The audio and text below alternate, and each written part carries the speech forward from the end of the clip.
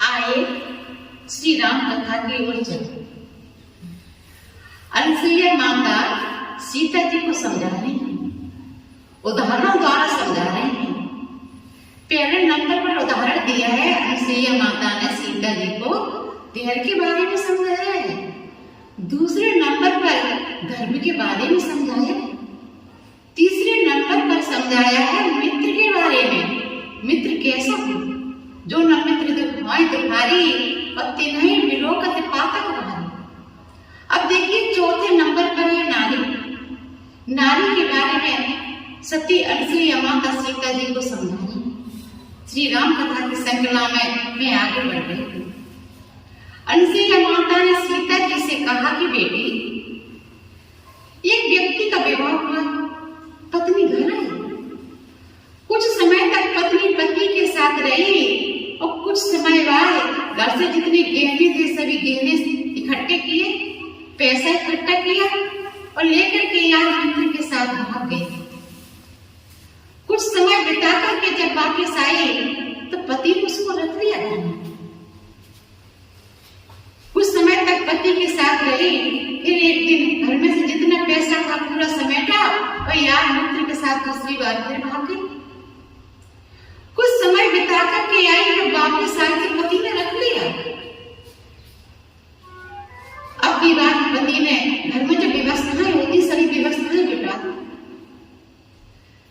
कुछ समय तक पति के साथ रही और घर से जितना पैसा था समेट करके इकट्ठा करके और यार मित्र के साथ तीसरी बार फिर भाग गई। जब वापस आई तो पति ने रख लिया उसको और कुछ समय पति के साथ बिता करके अपनी बार में सामान से चली गई और कुछ समय बिता करके फिर वापस आई तो अपनी बार में चौथी बार में उसका पति गुरुदेव के पास पहुंचा कि गुरुदेव चौथी बार आई, रख लूं? गुरुदेव ने कहा, अरे मूर्ख, तुझे इतना भी ज्ञान नहीं है, चौथी बार आई उसको रखने के लिए कह रहा है। इस प्रकार से सती अनसुईया माता सीता जी को समझा रही। कहा, बेटी, हम तो ऋषि पत्नी हैं, दैत्य जलंधर की पत्नी, इतनी उच्च कोटि की पतिव्रता कि अपने पतिव्रत के प्रभाव से प्रभु को पाषाण का बना दिया। अब यह प्रश्न उठ रहा है, सती अनसुईया माता कौन है? अत्रि जी कौन है जो सती अनसुईया माता के पति है? तो यह प्रश्न उठ रहा है जिसके अंदर स्पृहा ईर्ष्या द्वेष जलन न हो, वो है असह्या। और अत्रि जी तो तीनों गुणों से ऊपर उठ गई हो, वो है अत्रि।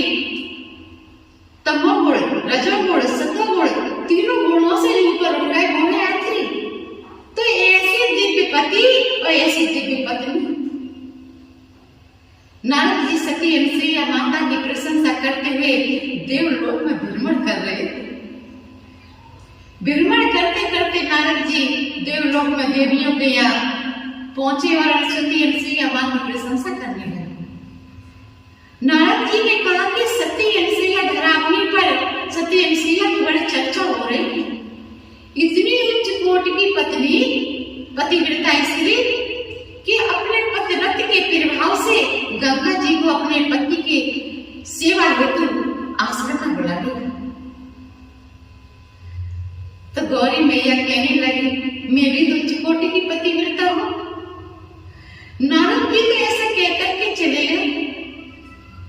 जब तीनों देव संध्या बंधन के समय भ्रमण करके घर वापस आए तो तीनों देवियां अपने अपने स्वामी से कहने लगी कि अब घरा अपने पर जाइए और जाकर के सती अनसुईया माता का पतिव्रत भंग करिए।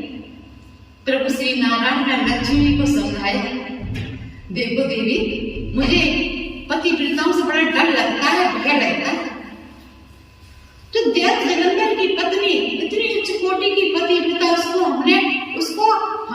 उसने हमको पाषाण का बना दिया और ये तो ऋषि पत्नी है। लेकिन देवियों के हट के कारण देवता तीनों चल दिए। एक चौराहे पर आकर के मिले, एक दूसरे से समाचार पूछा तो एक ही समाचार, मेरे यहाँ नारद जी आए थे, मेरे यहाँ नारद जी आए थे। तीनों देवताओं ने सलाह की कि चलो महात्मा के वेश में सती अनुसुईया के दरवाजे पर चलते हैं। और तीनों देवता महात्मा का वेश रख करके सती अनुसुईया के दरवाजे पर पहुंच गए।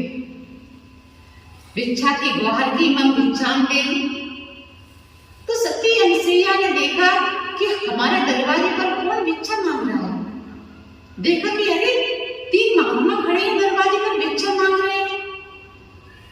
तो सती अनुसुईया एक पात्र में भोजन प्रसाद लेकर के आई। तो तीनों देवताओं ने एक स्वर में कहा कि मैं ऐसे भोजन नहीं पाऊंगा, मेरी एक शर्त है। तो अनुसुईया माता ने पूछा, कौन सी तुम्हारी शर्त है? कौन सी तुम्हारी शर्त है? अनुसुईया माता ने पूछा। तो तीनों देवताओं ने एक स्वर में कहा कि आप निर्वस्त्र होकर के मुझे भोजन करवाइए। सती अनुसुईया माता चौंक गई, आखिर ये कौन है? पति के चरणों का ध्यान किया, हाथ में जल लिया, तो दिव्य दृष्टि से देखा कि अरे तीनों देव खड़े हमारे दरवाजे पर महात्माओं के वेश में भिक्षा की गुहार कर रहे हैं।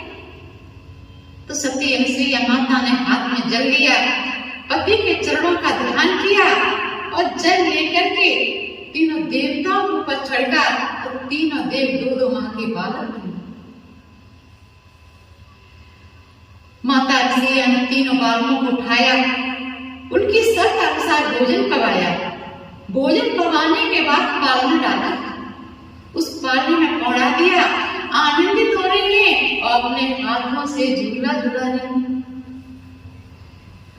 अनुसुईया माता ने डाल दिया पालना, झूल रहे बन करके 3 देवलाना। अनुसुईया माता ने डाल दिया पालना, झूल रहे बन करके 3 देवलाना। मारे खुशी के फूली समाती, गोद में खिलाती और झूला झुलाती। माता अनुसुईया ने डाल दिया पालना, झूल रहे बन करके 3 देवलाना। इस प्रकार से माता अनुसुईया आनंदित हो रही है, झूला झुला रही। इधर देखिए कई दिन बीत गए हैं, देवियां चिंतित होने लगी देवलोक में कि कई दिन बीत गए, हमारे स्वामी अभी तक लौट करके नहीं आए। तो तीनों देवियां अपने अपने स्वामी को ढूंढने के लिए चल दी। जिस चौराहे पर तीनों देवता मिले थे, उसी चौराहे पर तीनों देवियां मिली। एक दूसरे से समाचार पूछा तो एक ही समाचार। तीनों देवियों ने सलाह की कि चलो साधारण से वेश में चलती हूँ सती अनुसुईया के आश्रम में और जाकर के अपने स्वामी को ढूंढूंगी। तीनों देवियां साधारण से वेश में सती अनुसुईया के आश्रम में आ गई और सती अनुसुईया माता की सेवा कर रही और चारों तरफ दृष्टि घुमाती है कि हमारे स्वामी कहीं दिखाई नहीं दे रहे। 2-2 माह के बालक तो दिखाई देते हैं पालना में पौड़े, पर स्वामी कहीं दिखाई नहीं दे रहे। लेकिन देवताओं ने अपनी अपनी देवियों को पहचान लिया।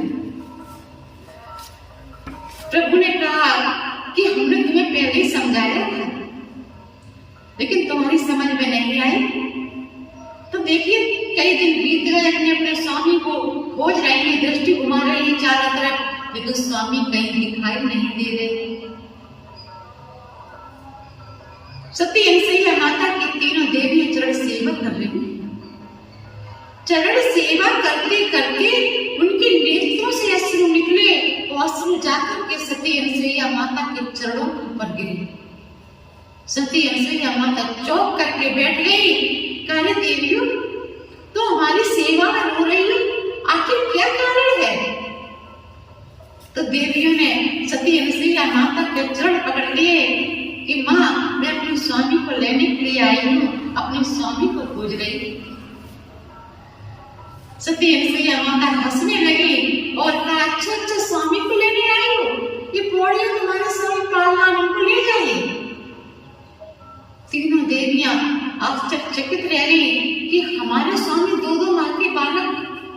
पाऊंगा मैं फोड़े। अगर हमने किसी के स्वामी को धोखे से उठा लिया, क्योंकि कोई पहचान में तो आ नहीं रहा किसका स्वामी कौन सा है, कहीं हमने धोखे से किसी के स्वामी को उठा लिया तो मेरा तो पतिव्रत भंग हो जाए। पुनः सती अनुसुईया माता के चरण पकड़े तीनों देवियों ने। सती अनुसुईया माता ने हाथ में जल लिया, पति के चरणों का ध्यान किया कि सच्चे हृदय से मैंने अपने पति की सेवा की है, तीनों देव ज्यों के त्यों बन जाए। और जल लेकर के तीनों देवताओं पर चढ़का तो तीनों देव ज्यों के त्यों बन गए। आगे की राम कथा कल मैं आपको श्रवण कराऊंगी। तब तक के लिए जय श्री राम, जय श्री राम।